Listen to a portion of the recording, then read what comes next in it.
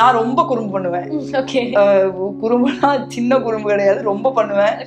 வீட்டுல வந்து குறிப்பா பசங்களை எல்லாம் அடிச்சு வச்சிருவேன். மாட்டு வண்டிகளா, மாடு குதிரை எல்லாம் ஓட்டிருக்கீங்களா? அந்த எக்ஸ்பீரியன்ஸ்ல எப்படி இருந்துச்சு? அதுவுமே வந்து வீட்டுக்கு தெரியாம பண்ணக்கூடிய ஒரு சில விஷயங்களை போய் ஓட்டிட்டு சொல்லுவேன், அம்மா நான் இன்னைக்கு மாட்டு வண்டி ஓட்டணும், உங்க கையில கொடுத்தாங்களா அப்படின்னு. ஆமாமா. பாலிடிக்ஸ்ல இருந்து ஏர்லியரா ரிட்டையர் ஆகணும்னு நான் நினைச்சிருக்கேன். ஒவ்வொரு நாளும் அங்கிருந்து அது வந்து காலையில பஸ் 2 பஸ்ஸா என்னமோ வரும். இப்ப அந்த காலையில பஸ்ஸை பார்த்துட்டு நைட் கடைசி பஸ்ஸையும் பார்த்துட்டு திருப்பி அங்க போயிடுறது. திருப்பி அடுத்த நாள் காலையில இப்படியே வந்து அது 2-3-4 வருஷமா என்னமோ பண்ணிட்டு இருந்திருக்குது. இப்போதைக்கு வந்து நான் ஒரு இந்த டைம்ல வந்து பியானோ கத்துக்கணுங்கிற ஒரு ஐடியாக்கு வந்து சேர்ந்திருக்கேன். கொஞ்சம் எனக்கு அதை நான் சொல்றேன், எனக்கு அடிப்படை மியூசிக் அறிவெல்லாம் எனக்கு ஒண்ணும் கிடையாது. பேசும்போது வந்து கிராமத்து வாழ்க்கையை வந்து ரொம்ப அதிகமா சிலாகிச்சு பேசுறீங்க. உங்களுடைய கிராமத்து வாழ்க்கை நீங்க குட்டியா இருக்கும் போது நீங்க பண்ண சேட்டைகளோ இல்ல ரொம்ப துருன்னு ஏதாவது விஷயங்கள் பண்ணிருப்பீங்கல்ல, சோ அந்த கிராமத்து வாழ்க்கை எப்படி மேம் இருந்துச்சு? நான் ஏன் கிராமத்து வாழ்க்கையை பத்தி பேசுறேன்னா, நான் என்னோட வாழ்க்கையில வந்து பெரும்பகுதியை வந்து கிராமத்துல கழிச்ச ஒரு ஆள் தான். நான் ரொம்ப குறும்பு பண்ணுவேன். குறும்புனா சின்ன குறும்பு கிடையாது, ரொம்ப பண்ணுவேன். வீட்டுல வந்து குறிப்பா பசங்களை எல்லாம் அடிச்சு வச்சிருவேன். அப்புறம் நாங்க குண்டு விளையாடிட்டு இருப்போம். ஒரு 2-3 குண்டு கரெக்டா போய் குழியில விழுங்கலினா ஃப்ரஸ்ட்ரேட் ஆயிடுவேன் நான் ஃபுல்லா. அப்புறம் யாரையாவது அடிச்சு வச்சிருவேன். அப்புறம் இந்த கிள்ளி குச்சி விளையாடுவோம் நம்ம. அப்ப வந்து வீதியில போவாங்கல்ல, யாராவது நம்ம பிடிக்காதவங்க, நம்மள மிரட்டுறவங்க, அந்த மாதிரி யாராவது வந்தா கரெக்டா அவங்க வராங்களான்னு போய் பாத்துட்டு இருந்தா அந்த நேரத்துல எல்லாம் நின்றுட்டு இருப்போம். இல்ல நான் தான் அடிப்பேன் அப்படின்னு வாங்கி மேல அடிச்சு விட்டுருவேன். அப்புறம் தீபாவளி டைம்ல பட்டாசு எல்லாம் கையில புடிச்சு எரிஞ்சிருவேன். அப்புறம் மரம் ஏறி கீழே விழுந்து, நீங்க ஆஃப் ஸ்கர்ட் போட்டிருப்பேன், ஃபுல்லா காயமா இருக்கும். அப்புறம் ஆட்டுக்குட்டி புடிச்சு தரலன்னா அங்க வேலை பண்ற அண்ணனை கல்லெடுத்து போட்டுருவேன். அப்புறம் என் கசின்ஸ் எல்லாம் அடிச்சு வச்சிருவேன். அவங்க எல்லாம் போய் அழுதுகிட்டு சொல்லுவாங்க, எங்க அத்தையெல்லாம் வந்து உங்களுக்கு எல்லாம் வெக்கமாவே இல்லையாடா, ஒரு புள்ள அடிச்சு வச்சுட்டான்னு வந்து இப்படி சொல்றீங்க அழுதுகிட்டு அப்படின்னு சொல்லுவாங்க. எங்க அம்மா வந்து ஒரு நாளாவது ஏதாவது ஒரு கம்ப்ளைண்ட் வராம வீட்டுல இருக்க முடியுதா அப்படின்னு சொல்லுவாங்க. அது மாதிரி நான் ரொம்ப குறும்பு பண்ணுவேன். ஆனா நல்லா படிப்பேன். அதனால ஸ்கூல்ல என்ன பரவாயில்லன்னு விட்டுருவாங்க. வீட்டுல வந்து ஆனா எங்க அம்மா அப்படிலாம் யாரையும் அடிக்கக்கூடாது, யார் மேல கல்லெல்லாம் எடுத்து போடக்கூடாது அப்படின்னு கொஞ்சம் மிரட்டுவாங்க. ஆனா அடிக்க மாட்டாங்க. அதனால குறும்பு ரொம்ப பண்ணிக்கிட்டே தான் இருப்பேன். நான் வந்து காலேஜ்ல கூட I was a very mischievous student. I was a elected student representative also. Generally வந்து bit of a mischievous person only. ஆனா இப்ப வந்து நிறைய ஓவர்லோடு. பட் என்னோட கேரக்டர் as such நான் சொன்ன மாதிரி நான் மாறல. I am still witty, I am very mischievous, I am still light hearted. ஆனா வந்து அப்புறம் நான் மெடிடேஷன்லாம் போய் காந்தி எல்லாம் படிச்சு வயலன்ஸ் எல்லாம் தப்பு அப்புறம் யாரையும் அடிக்கிறது கல்லெடுத்து போடுறதெல்லாம் இல்ல. இப்போலாம் யாரையும் கடுஞ்சொல் எப்பவுமே நான் சொல்ல மாட்டேன். ஏன்னா எங்க அம்மா அதுல ரொம்ப பர்டிகுலரா இருப்பாங்க. அதனால வந்து அதுக்கு அந்த காந்தியை படிச்சதுக்கு அப்புறம் கொஞ்சம் நீங்க வயலன்ஸ் எல்லாம் பண்ண முடியாது. அப்புறம் I read lot about புத்தர். நான் விபாஷனா மெடிடேஷனும் பண்றேன். அதனால வந்து நீங்க லைஃப்ல ஒரு மாதிரி, என் லைஃப்ல என் சுத்தி இருக்கிறவங்க லைஃப்ல எல்லாமே அமைதி திரும்பிருச்சுன்னு தான் சொல்லணும். Okay ma'am. சோ இப்போ கிணத்துல நீச்சல் அடிச்சிருக்கேன். எனக்கு நீச்சல் அடிக்க தெரியாது. எனக்கு ஒரு பெரிய பிரச்சனை இன்னைக்கு வரைக்கும். எங்க அம்மா வந்து என்னை ப்ரிவென்ட் பண்ண ஒரே விஷயம் நீச்சல் தான். எங்க தோட்டத்திலயும் கிணறு இருக்கு, எங்க அப்பச்சி வீட்டு தோட்டத்திலயும் கிணறு இருக்கும். எங்க மாமா எங்க அம்மா எல்லாமே நீச்சல் அடிப்பாங்க. நான் ஒரே பொண்ணுங்கிறதுனால எங்க அம்மா வாஸ் வெரி சென்சிட்டிவ்.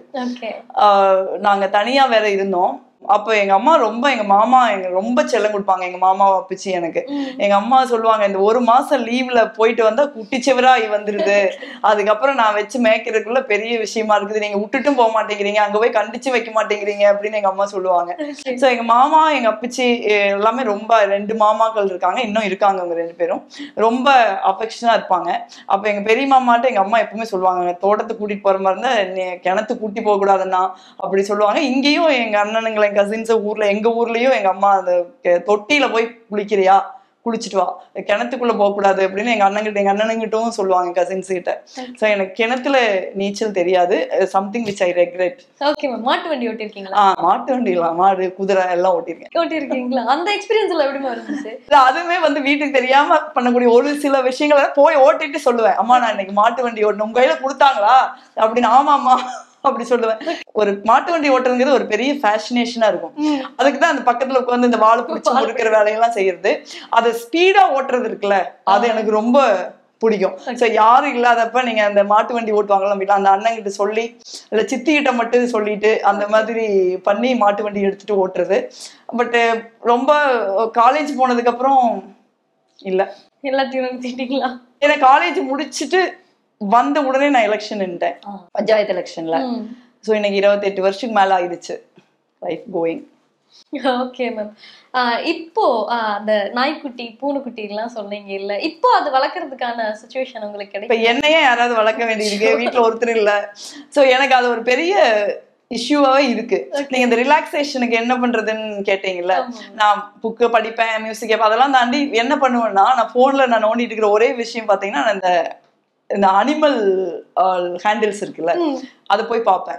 எனக்கு அதுதான் எனக்கு ஃபேவரட். எனக்கு வந்து பாலிடிக்ஸ்ல இருந்து ஏர்லியரா ரிட்டையர் ஆகணும்னு நான் நினைச்சிருக்கேன். அப்படி ரிட்டையர் ஆனதுக்கு அப்புறம் எங்க தோட்டத்துல நாங்க ஆரம்பத்துல வாழ்ந்த வீட்டுல ஒரு ஒரு அனிமல் ஹோம் மாதிரி, அனிமல் ஹோம்னு இல்லை, அனிமல் பேர்ட்ஸ் அந்த மாதிரி ஒரு கைவிடப்பட்ட இல்ல ஸ்ட்ரீட்ல இருக்கிற இல்ல ஒரு நோய்வாய்ப்பட்டு இருக்கிற அந்த மாதிரியான ஒரு அனிமல் பேட்ஸுக்காக ஒரு ஹோம் நடத்தணும்னு நினைச்சிருக்கேன். அதுக்காக என் சம்பளத்துல இருந்து கொஞ்சம் கொஞ்சமா நான் சேமிச்சு வச்சுக்கிட்டு இருக்கேன். எனக்கு அந்த அளவுக்கு வந்து பெட்ஸ் ரொம்ப பிடிக்கும். அந்த நாய் பூனை ரெண்டுமே எனக்கு ரொம்ப மறக்க முடியாத அளவுக்கு எப்பவுமே இருப்பாங்க. அதுதான் என்னோட, நான் ரொம்ப எதையாவது நேசிக்கிறேன்னா பெட்ஸ். Okay ma'am. சோ அந்த ரெண்டு பெட்ஸோடவும் உங்களுக்கு ஏதாவது ரொம்ப மறக்க முடியாத நிறைய இருக்கு. ராஜா வந்து ஒரு நாட்டு நாய். அப்பெல்லாம் அந்த நாட்டு நாய் மட்டும்தான் இருக்கும். ஒரு நாள் எங்க அண்ணன் கசின் ஒருத்தர் கொண்டு வந்து குட்டியா அதை கொடுத்தாங்க. அப்புறம் நல்லா சாப்பிடும். அது நல்லா குண்டு குண்டுன்னு இப்படி அசைஞ்சுதான் போகும். அது மேல ஏறி உட்காந்து தோட்டத்து வீட்டுல தான் நான் குடியிருந்தோம். அந்த வீட்டோட இந்த முனையில இருந்து அந்த முனை வரைக்கும் போயிட்டு பொழுதுனைக்கு ராஜா மேல ஏறி உட்காந்து போயிட்டு வர்றதுதான் வேலை. எங்க அம்மா அதுக்கு வலிக்கு இறங்கு அப்படிம்பாங்க. என்னோட ரொம்ப ஏர்லியர் சைல்ட்ஹுட் மெமரிங்கிறது ரெண்டு தான். தொட்டில எந்திரிச்சு உட்காந்துக்குவேன். நான் உட்காந்துக்கிட்டு எங்க அம்மா பேரு முத்துலட்சுமி, முத்து ஆட்டு அப்படின்னு கூப்பிட்டு இருக்கேன். அதான் என்னோட first earlier memory. Second earlier memory வந்து ராஜா மேல ஏறி நான் சவாரி போனது. அது வந்து ரொம்ப ஒரு துயரமான நிகழ்வாயிருச்சு. கடைசியில ஒரு ஃபேமிலி இஷ்யூல வந்து எங்க அம்மா என்னை எடுத்துட்டு எங்க அப்பச்சி வீட்டுக்கு போயிட்டாங்க. எங்க அப்பா வந்து எங்க இன்னொரு அக்கா வீட்டுக்கு போயிட்டாங்க. அப்ப அந்த போற அன்னைக்கு ராஜா வந்து பஸ்ல நாங்க போறோம். அது வந்து அதனால எவ்வளவு தூரம் ஓடி வர முடியுமோ அவ்வளவு தூரம் அது ஓடி வந்துச்சு. அதுக்கப்புறம் நாங்க போயிட்டோம். நாங்க வரல. எங்க அப்பா ராஜாவை எங்க அக்கா வீட்டுக்கு கூட்டி போயிட்டாங்க. அது பக்கத்து ஊர்னா ஒரு 3-4 கிலோமீட்டர்ஸ் இருக்கும். ஒவ்வொரு நாளும் அங்கிருந்து அது வந்து காலையில பஸ்ஸு 2 பஸ்ஸா என்னமோ வரும். அப்ப அந்த காலையில பஸ்ஸை பார்த்துட்டு நைட் கடைசி பஸ்ஸையும் பார்த்துட்டு திருப்பி அங்க போயிடுறது. திருப்பி அடுத்த நாள் காலையில இப்படியே வந்து அது 2-3-4 வருஷமா என்னமோ பண்ணிட்டு இருந்திருக்குது. ஒரு நாள் டெம்போல அடிபட்டு இறந்துருச்சு. அதனால பெட்ஸுங்கிறது வந்து ஒரு நம்ம ஃபேமிலி மாதிரி தான். அதே மாதிரி நான் ஒரு பூனை வளர்த்தினேன். அந்த பூனைக்கு பேரு புசி. அது வந்து ரொம்ப சென்சிட்டிவான ஒரு பூனை. நீங்க பசிக்குதுன்னு சொன்னா சுத்தமா அதெல்லாம் தட்டெல்லாம் கழுவி சாப்பாடு போடணும், அப்பவே போட்டுடணும். நீங்க ஏதாவது வேற வேலை பார்த்துக்கிட்டு இருந்தீங்கன்னா அது கோச்சுக்கும். அதுக்கப்புறம் அது வந்து சாப்பிடாது. அதே மாதிரி அதுவும் என்ன மாதிரி ஒரு லோன்லி கேரக்டர். வேற பூனைங்கெல்லாம் வருவாங்கல்ல, வீதி பூனைகள்லாம் வந்தா நம்ம வீட்டுல சாப்பாடு வைப்போம். அப்ப அதுக்கு தெரியாம தான் வைக்கணும். அது ரொம்ப பொசசிவா இருக்கும். நம்ம சாப்பாடு வைக்கிறத அது பாத்துருச்சு அப்படின்னா 2-3 நாளைக்கு நம்ம பக்கத்துலயே வராது, ரொம்ப கோச்சுக்கும். ஒரு நாள் நான் வந்து எங்கேயும் வெளியில கிளம்பி போறப்ப வந்து ஒரு பொங்கலுக்காக ஏதோ ஒரு ஃப்ரெண்டு வீட்டுக்கு போனேன்னு நினைக்கிறேன், யாரு வீட்டுல இல்லைன்ட்டு. அப்ப அது எங்கிட்ட ரொம்ப கிட்டவே வரமாட்டேன்னு 2-3 டைம் போய் வருது. இட்ஸ் வெரி ஒரு மாதிரி இன்டிஃபரண்ட் பிஹேவியர். அப்படி பண்ணவே பண்ணாது. பட் நான் திருப்பி வர்றதுக்குள்ள இறந்துருச்சு. அப்புறம் நான் அன்னைக்கு வந்து ரொம்ப பெங்களூர்ல காங்கிரஸ் கட்சியில டிஜிட்டல் மெம்பர்ஷிப் ஒர்க் ஷாப்ல இருந்தேன். அப்புறம் கூட இருந்த ராஜு சாருக்கு மட்டும் சொல்லிட்டு நான் வந்து அப்புறம் அதை என்னோட பாடியை நம்ம வீட்லயே அடக்கம் பண்ணிட்டு திருப்பி நான் ஒர்க் ஷாப் போனேன். ஸோ அது ஒரு அவங்க எல்லாம் ரொம்ப 10 வருஷம் இருந்துச்சு. ஸோ அது ஒரு ஃபேமிலி மாதிரி தான். ஸோ இன்னொன்று என்னன்னா, ரொம்ப இந்த மாதிரி பழைய நினைவுகள் பேசும்போது ரொம்ப ஒரு மாதிரி நமக்கே ஒரு சந்தோஷம் வருது இல்ல. ஸோ அந்த மாதிரி நீங்க இந்த ஹீரோஸ்லாம் நான் வந்து ரொம்ப ரசிச்சு பார்த்திருக்கேன்ப்பா, இல்ல எனக்கு இந்த ஹீரோஸ் வந்து ரொம்ப பிடிக்கும் அப்படின்னா யார் சொல்லுவீங்க? இல்ல ஹீரோஸ் வந்து எனக்கு டைம் டு டைம் சேஞ்ச் ஆகிட்டே தான் இருந்திருக்காங்க. ரொம்ப சின்ன வயசுல ரொம்ப ஃபர்ஸ்ட் படம் எல்லாம் பார்த்துருப்போம்ல, அப்ப எனக்கு எம்ஜிஆர் படம் ரொம்ப பிடிக்கும். எப்ப பார்த்தாலும் எம்ஜிஆர் படத்தை கூட்டி போக சொல்ல எங்க அப்பச்சி மாமாவையும் நான் ரொம்ப நச்சரிச்சு போய் இங்க ஒரு தாராபுரத்துல விசாலாட்சின்னு ஒரு தியேட்டர் இருக்கும், சத்யானா ஏதோ இன்னொரு தியேட்டர் இருக்கு, இல்ல பெரிய தாராபுரத்துல சத்யான்னு நினைக்கிறேன். இங்க எல்லாம் சித்ரான்னு ஒரு தியேட்டர் இருக்கும், அது ஒரு வயல்வெளிக்குள்ள இருக்கும், அங்க போய் படம் பார்ப்பேன். அதுக்கப்புறம் கொஞ்ச காலம் கழிச்சு அதுக்கப்புறம் சிவாஜி சார் அந்த ஒரு அந்த படம் கேரக்டர் அப்படி வந்துச்சு. அப்புறம் as usual the journeys Rajini sir, Kamal sir, அந்த மாதிரி. அதுக்கப்புறம் of course I like Ajith sir ரொம்ப. அது எப்படின்னு தெரியல, maybe I associated mostly with him. அவரோட ஒரு தனிப்பட்ட நடவடிக்கை, அவர் ஒரு சரின்னா சரின்னு பேசுவாரு, சபையா இருந்தாலும் எந்திரிச்சு. அப்புறம் நிறைய நியூஸ் பார்த்திருக்கேன் நான். ஒரு இண்டஸ்ட்ரியில வேலை செய்யறவங்களோட ரொம்ப ஹார்ட்ஃபுல்லா இருப்பாரு, ரொம்ப யாருக்கும் தெரியாம ஹெல்ப் பண்ணுவாரு அப்படின்னு. மேபி அது அதனோட அசோசியேஷனா என்னன்னு தெரியல, ஐ லைக் ஹிம். அதுக்கப்புறம் நிறைய படம் சார்ந்து ஐ லைக் விஜய் சாரோட டான்ஸ், சூர்யா அவங்களோட படங்கள், அந்த மாதிரி தனுஷ், அந்த மாதிரி ஆஃப் லைட் வந்து more than a hero I like the movies. Okay. And contradictory heroines are consistent. Okay. Madhuri Dixit, Priyanka Chopra, Deepika Padukone, Samantha, Nayanthara. In the Madhuri, I have a list of heroines. Okay. Top most is Jayalalitha. Okay. So இவங்க எல்லாமே பாத்தீங்கன்னா அவங்களோட personal ஜேர்னியும் ரொம்ப strong women fighters and also their excellent performers. So அந்த மாதிரி அன்னைக்கு பிடிச்ச ஹீரோயின்ஸ் எல்லாமே எனக்கும் இப்பவும் பிடிக்கும். அதுல ஒரு சின்ன பயஸ் எனக்கு இருக்குன்னு நினைக்கிறேன். ஜெயலலிதா அம்மா அவர்களை சந்திச்சு பேசிருக்கீங்களா? இல்ல இல்ல. ஓகே. ஒருவேளை அவங்க கிட்ட பேசணும் அப்படிங்கிற ஆசை இருந்திருக்கு அவங்களுக்கு? இல்ல, ஒரு எழுத்தாளரா அவங்களோட லைஃப் எழுதணும்னு நான் நினைச்சிருக்கேன். ஓகே. பட் அது நான் அரசியல் இருந்த காலகட்டத்தில இருந்து காங்கிரஸ் கட்சி தொடர்ந்து அதிமுகவோட நாங்க அலையன்ஸ்லயே இல்லை. I came to politics 96 TMC. அப்ப இருந்து இன்னைக்கு வரைக்கும் நாங்க தொடர்ச்சியா வந்து திமுக அலையன்ஸ்ல தான் நாங்க இருக்கோம். அதனால ஒரு அரசியல் ரீதியா எனக்கு அவர்கள் மீது நிறைய விமர்சனங்களும் உண்டு. அவங்களுடைய அரசாங்கம், அவர்களுடைய அரசியல் செயல்பாடுகள், சில விஷயங்கள்லாம் எனக்கு கடுமையான முரண்பாடுகளும் உண்டு. ஆனா ஒரு ஆக்ட்ரஸா, ஒரு உமனா உங்களை எனக்கு ரொம்ப பிடிக்கும். அதுவும் இல்லாம நீங்க அந்த பழைய ஹீரோயின்ஸ்ல பாத்தீங்கன்னா ஒரு ஸ்டீரியோ டைப்ல இருந்து ஒரு அந்த தமிழ் சினிமாவுக்கு ஒரு எனர்ஜிய கொண்டு வந்த ஒரு அவங்க ரொம்ப எனர்ஜெட்டிக்கா இருக்கும் அவங்க ரோல்ஸ் எல்லாம். Maybe that maybe inspired lot. Okay ma'am. So கண்டிப்பா எழுதணும் அப்படிங்கிற ஒரு இது இருக்கா? இன்னும் எப்படி எழுதுறது, அவங்க உயிரோட இல்ல. அதான் ஒரு பயோ மாதிரி தெரியல. That might not be fair. Okay ma'am. அதே மாதிரி இப்ப இருக்க நண்பர்கள் பத்தி சொல்லுங்களேன். இப்போ பார்லிமெண்ட்ல ஆகட்டும் இல்ல வெளியே ஆகட்டும், உங்களுடைய நண்பர்கள் அந்த வட்டாரம் எப்படி இருக்கு? எனக்கு அரசியல்ல ரொம்ப நண்பர்கள் அதிகம் கிடையாது. அப்படி இருக்கிற கொஞ்சம் பேர் நாங்க பார்லிமெண்ட்ல ரொம்ப க்ளோஸா இருக்கிறது வந்து சுமதி, கனி, சூவே. நாங்க எல்லாமே கோஇன்சிடென்ட்லி நாங்கெல்லாம் ஐ திங்க் சூவே still writer, some of us வேற ரைட்டர்.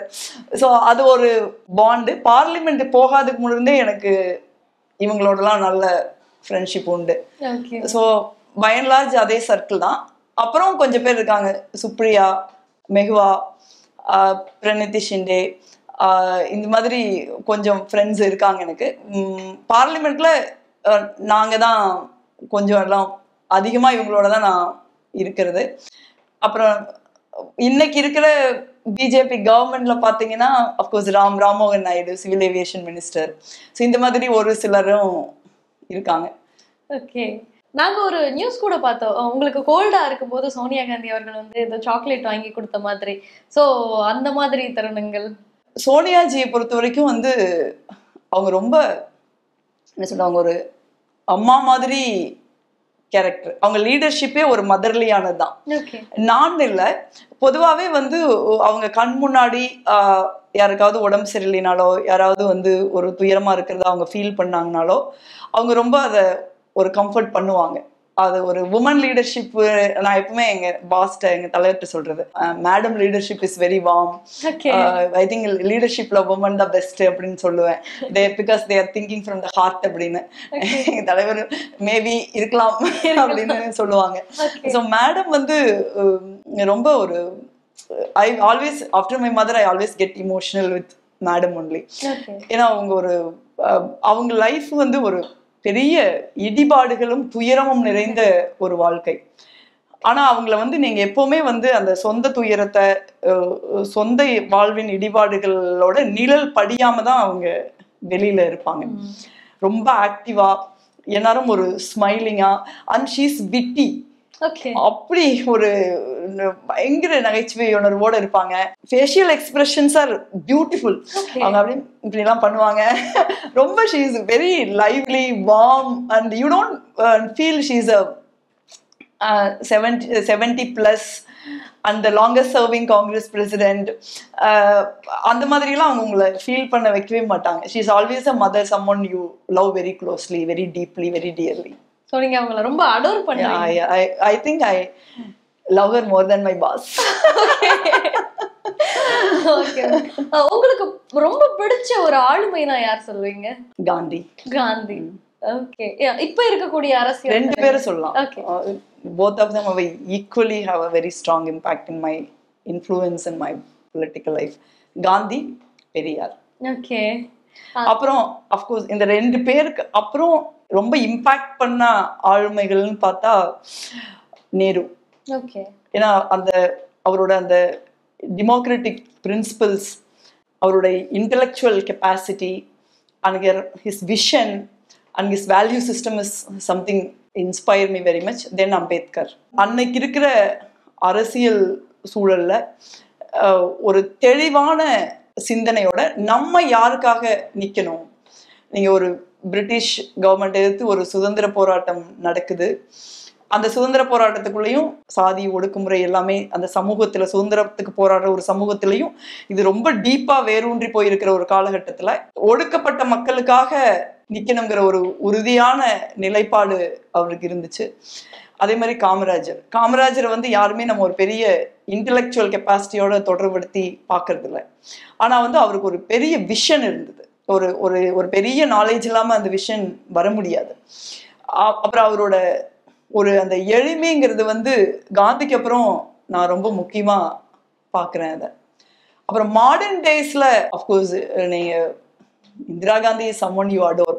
எப்படி என்ன மாதிரி இந்த மாதிரி மிடில் ஏஜ், இன்னைக்கு மிடில் ஏஜ்ல இருக்கிற பெண்கள் நிறைய பேர் இரஸ்பெக்டிவ் பார்ட்டி நீங்க பேசுனீங்கன்னா அவங்களோட சைல்ட்ஹுட்ல, அவங்களோட யூத்ஃபுல் டேஸ்ல இந்திரா காந்தி தான் ஒரு பெரிய இன்ஸ்பிரேஷனா இருந்திருப்பாங்க. Then of course Rajivji. அவருக்கு ஒரு கிரெடிட்டே நம்ம கொடுக்கறது இல்லை. நம்ம என்னவெல்லாம் வந்து ஒரு பெரியாரோ, ஒரு அம்பேத்கரோ, இல்லை ஒரு காந்தியோ, ஒரு நேருவோ ஒரு கனவு கண்டாங்களோ அதை வந்து ஒரு எந்த விதமான ஒரு பெரிய லைம்லைட்டோ கிரெடிட்டோ இல்லாம செயல்படுத்தினவர். இன்னைக்கு ராஜீவ்காந்தி ஒரு 33% பஞ்சாயத்து ராஜ்ல அவ்வளவு பெரிய போராடி அமல்படுத்தலைன்னா இன்னைக்கு ஒரு ஜோதிமணி வந்து ஒரு சாதாரண கிராமத்துல இருந்து, ஒரு விவசாய பின்புலத்துல இருந்து, எந்த விதமான அரசியலோ பெரிய பொருளாதார பின்புலமோ இல்லாத ஒரு சூழல்ல இருந்து இன்னைக்கு ஒரு நாடாளுமன்ற உறுப்பினராகி இருக்க முடியாது. அன்னைக்கு பஞ்சாயத்துல எனக்கு கிடைச்ச அந்த ஆப்பர்ச்சுனிட்டிங்கிறது அது. அதே மாதிரி வந்து பஞ்சாயத்து மாதிரி அவர் டெக்னாலஜிக்கு ஒரு பெரிய இம்பார்ட்டன்ஸ் கொடுத்தாரு. அன்னைக்கு வந்து அவரு 10க்கு 10 இதே மாதிரி ஒரு 10க்கு 10 ரூம்ல சாம் பிட்ராடோவை கொண்டு வந்து அவர் ஆரம்பிச்ச ஒரு ஒரு ஒரு பிசிஓ தான் இன்னைக்கு வந்து ஒரு பெரிய மொபைல் புரட்சியா வந்திருக்கு. அதே மாதிரி கம்ப்யூட்டர், அந்த விஷன் வந்து அவருக்கு இருந்துச்சுன்னு நான் நினைக்கிறேன். நிறைய பேர் நிறைய விதமா என்னுடைய லைஃப்ல தாக்கத்தை ஏற்படுத்தியிருக்காங்க. ரொம்ப சிங்கிள் லார்ஜஸ்ட் அப்படின்னா காந்தி அண்ட் பெரியார். ஒரு பெரியார் எந்த அளவுக்குன்னா நான் அந்த கோயிலுக்கு மாட்டு வண்டி கட்டிட்டு சினிமாவுக்கு போற மாதிரி எங்க குலதெய்வ கோயிலுக்கும் போவோம். அப்ப போயிட்டு அதனோட முக்கிய எய்ம்னா எங்க கோயில் ஒரு ஆத்த ஒட்டி இருக்கு. அந்த அது ரொம்ப ஒரு அழகான ஒரு லேண்ட்ஸ்கேப். அங்க போய் ஆத்துல நல்லா குதிச்சுட்டு வர்றது. அப்புறம் அந்த கட்டில் கடைகள் போட்டு விற்பாங்க. அதுல அந்த ஜவ்வு முட்டாய் இருக்கு ரோஸ் கலர்ல, அதை வாங்கி லிப்ஸ்டிக் எல்லாம் போட்டுக்கிட்டு வர்றது. எங்க அம்மா வீட்டுக்கு போறதுக்குள்ள அதை போய் கழுவிட்டு வந்துடாமா அப்படின்னு சொல்லுவாங்க. அப்படி இருந்த ஒரு ஆளை